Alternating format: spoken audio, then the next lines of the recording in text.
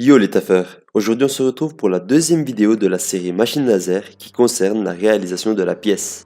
Si tu n'as pas vu la première vidéo de la série qui concerne le soft sur SolidWorks, nous t'invitons à le faire maintenant. Le lien est dans la description.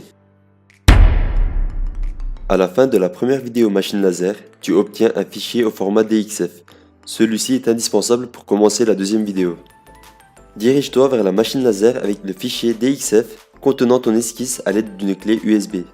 Ensuite, tu peux allumer la machine laser à l'aide d'une clé. Une cale te permet de régler le laser selon l'axe Z. Il te faut ensuite faire des réglages suivant les différents axes, et pour cela, tu disposes d'une sorte de joystick. Allume le PC se trouvant à proximité, puis lance le logiciel LaserCut.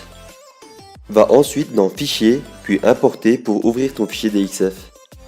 Une fois ton fichier importé, tu dois lier chaque segment avec l'outil soudé. Supprime les segments ne faisant pas partie de ton esquisse si besoin. Il te faut alors rentrer les différentes vitesses de coupe et puissance et vérifier le nombre de passes. Celles-ci dépendent du matériau choisi, de son épaisseur ainsi que de l'opération réalisée, gravure ou découpe. Pour la gravure à l'intérieur de l'esquisse, la vitesse est rapide et la puissance est faible, alors que pour le découpage au contour de l'esquisse, la vitesse est lente et la puissance est élevée. Ici, le matériau choisi étant épais, nous avons décidé d'utiliser uniquement la découpe, pour les gravures également. Une fiche se trouve à proximité du PC, te permettant de savoir les différentes vitesses et puissances à entrer. Si tu n'y parviens pas seul, tu peux toujours demander de l'aide à un professeur ou un élève plus expérimenté. Tu peux alors enregistrer, fermer le fichier, le réouvrir, cliquer sur charger puis effacer tout et charger le fichier actif. En appuyant sur Test sur la machine laser, le laser dessine un cadre te montrant la zone qui sera sollicitée. Si ce cadre dépasse, tu peux toujours modifier l'emplacement de l'origine. Tu n'as plus qu'à observer l'usinage et vérifier qu'il correspond à ton esquisse.